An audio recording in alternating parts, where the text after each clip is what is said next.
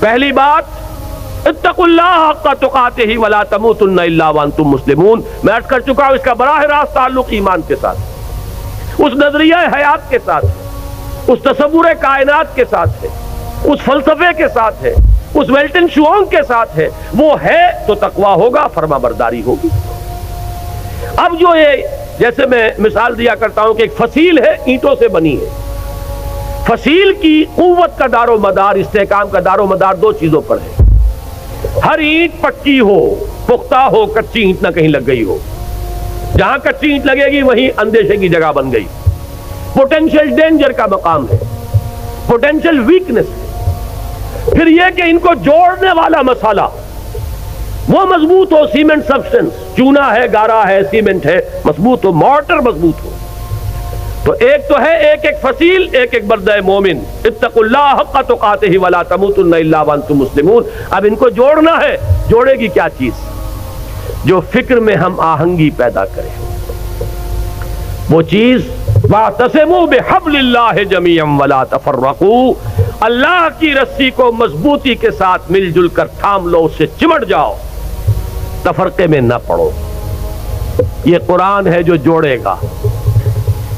بہت ہی عمدہ الفاظ میں علامہ اقبال نے کہا ہے،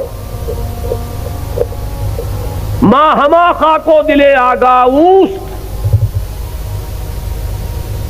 از یک آئینی مسلمان زندہ است۔ دونوں اشعار سن لیجئے۔ مسلمان کی زندگی جو ہے ایک آئین کے بدولت ہے۔ پیکر ملت ز قرآن زندہ است، ملت کا یہ جسد جو ہے اس میں حیات، روح جو ہے وہ قرآن سے۔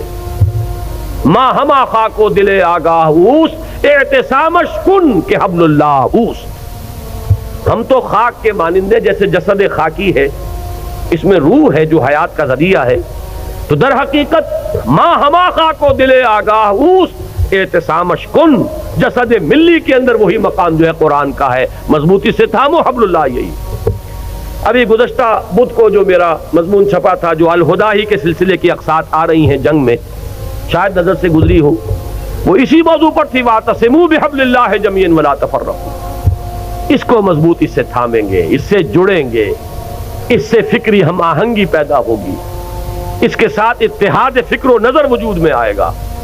یہ ہے وہ مورٹر، یہ ہے جوڑنے والی شے، جیسا کہ فرمایا ہے حضور صلی اللہ علیہ وسلم نے، القرآن حبل اللہ الممدود من السماء الى الارض، آسمان سے زمین تک تنی ہوئی رسی ہے اللہ کی، مضبوطی سے تھامو اس۔ ایک دفعہ کا واقعہ بڑا پیارا ہے، حضور اپنے حجرے سے باہر تشریف لائے، مسجد نبوی کا نقشہ ذرا ذہن میں رکھیے، حجرے سے باہر تشریف لائے تو دیکھا ایک کونے میں کچھ مسلمان، کچھ اہل ایمان بیٹھے ہوئے قرآن کا مذاکرہ کر رہے ہیں، سمجھا رہے ہیں، چہرے پر بشاشت کے آثار ظاہر ہوئے۔ یہ معجم کبیر طبرانی کی جو ہے اس کی روایت ہے۔ آپ تشریف لائے، ایک سوال کیا بڑا عجیب، بلکہ اس سوال کو تو یوں سمجھ کر سنیے کہ جیسے کہ حضور یہ سوال مجھ سے اور آپ سے بھی کر رہے ہیں۔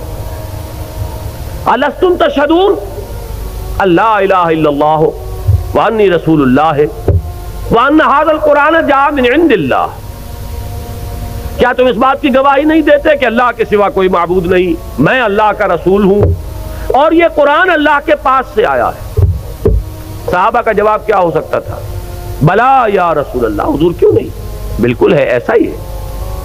اب آپ نے فرمایا فابشروا، بشارت حاصل کرو، خوشیاں مناؤ، فإن هذا القرآن طرفه بأيديكم وطرفه بيد الله، اس لیے کہ اس قرآن کا ایک سرا تمہارے ہاتھ میں ہے، ایک سرا اللہ کے ہاتھ میں۔ یہ ہے وہ قرآن، وہ حبل اللہ، واعتصموا بحبل اللہ جميعا ولا تفرقوا۔ اس کے بعد وہ تاریخ کا حوالہ دیا، واذکروا نعمت اللہ علیکم اذ کنتم اعداء فالف بین قلوبکم، یاد کرو احسان جو اللہ کا تم پر ہوا جبکہ تم دشمن تھے، ایک دوسرے کے خون کے پیاسے تھے، اوس اور خزرج کی دشمنی چلی آ رہی تھی 100 برس سے، قبیلے لڑ رہے تھے، پھر اللہ تعالیٰ نے تمہارے دلوں میں الفت پیدا کی، ایمان کی الفت، مقصد کی ہم آہنگی، نظریات کا اشتراک۔ وَكُنْتُمْ عَلَى شَفَا حُفْرَةٍ مِّنَ النَّارِ، جب بھی ان الفاظ سے گزرتا ہوں ایسے محسوس ہوتا ہے جیسے ایک حدیث میں الفاظ آئے فیہ ذکرکم، یہ جو قرآن ہے اس میں تمہارا ذکر ہے، اور بلکہ اس سے پہلے الفاظ ہیں فیہ خبر ما قبلکم ونبأ ما بعدکم وحکم ما بینکم۔ حضرت علی کی روایت ہے یہ، حضور نے فرمایا اس قرآن میں تم سے پہلوں کی خبریں بھی ہیں، تم سے بعد کے حالات کی اطلاعات بھی ہیں، اور جو بھی تمہارے مابین کبھی اختلاف ہوگا اس کا حل اور فیصلہ موجود ہے۔ تو ہمارا ذکر کہاں ہے؟ کنتم علی شفا حفرۃ من النار، تم تو آگ کے گڑھے کے کنارے تک جا پہنچے تھے، فانقذکم منہا، تو اللہ نے تمہیں اس سے بچایا اور نکالا۔ آج جو حالات پاکستان کے، جس کا تھوڑا سا نقشہ میں نے کھینچا تھا، زیادہ تفصیل میں جانے کا وقت نہیں ہے، میرا جو نقطہ نظر ہے میثاق میں اس ماہ کے پرچے میں وہ آ چکا ہے تفصیل سے، لیکن یہ کہ ذرا بھی آنکھ کھلی ہو، شعور کی آنکھ، اور حالات کا کوئی مشاہدہ ہو رہا ہو، تو یہ بالکل رائٹنگ آن دی وال کی طرح یہ حالات سامنے موجود ہیں۔ ہم آگ کے تباہی کے گڑھے کے کنارے تک پہنچ چکے ہیں۔ اللہ بچا سکتا ہے، اسے قدرت حاصل ہے، لیکن یہ بچاؤ ہوگا اسی طور سے جس طور سے کہ اس وقت اس نے بچایا تھا، محمد الرسول اللہ کے ذریعے سے بچایا تھا صلی اللہ علیہ وسلم۔ حضور فرماتے ہیں کہ میری اور تمہاری مثال ایسی ہے کہ آگ کا ایک الاؤ ہے، تم اس میں کود پڑنا چاہتے ہو اور میں تمہارے کپڑے پکڑ پکڑ کر گھسیٹ رہا ہوں۔ اس طریقے سے اسی نسخے کو اختیار کریں گے تو بات بنائے گی۔ وَاذْكُرُوا نِعْمَةَ اللَّهِ عَلَيْكُمْ إِذْ كُنْتُمْ أَعْدَاءً فَأَلَّفَ بَيْنَ قُلُوبِكُمْ فَأَصْبَحْتُمْ بِنِعْمَتِهِ إِخْوَانًا وَكُنْتُمْ عَلَى شَفَا حُفْرَةٍ مِّنَ النَّارِ فَأَنْقَذَكُم مِّنْهَا كَذَلِكَ يُبَيِّنُ اللَّهُ آيَاتِهِ لَكُمْ آيَاتِهِ لَعَلَّكُمْ تَهْتَدُونَ۔ اس طرح اللہ تمہارے لیے اپنی آیات کی تبیین کر رہا ہے، وضاحت سے بیان کر رہا ہے تاکہ تم ہدایت اخذ کر سکو، راستہ تمہیں نظر آ جائے، اس پر چل سکو۔ آخری آیت میں ہے وہ مقصد کا اشتراک، وَلْتَكُمْ مِنْكُمْ أُمَّةٌ يَدْعُونَ إِلَى الْخَيْرِ وَيَأْمُرُونَ بِالْمَعْرُوفِ وَيَنْهَوْنَ عَنِ الْمُنكَرِ وَأُولَٰئِكَ هُمُ الْمُفْلِحُونَ۔ اور چاہیے کہ تم سے ایک ایسی جمعیت وجود میں آئے، ایک ایسی امت وجود میں آئے۔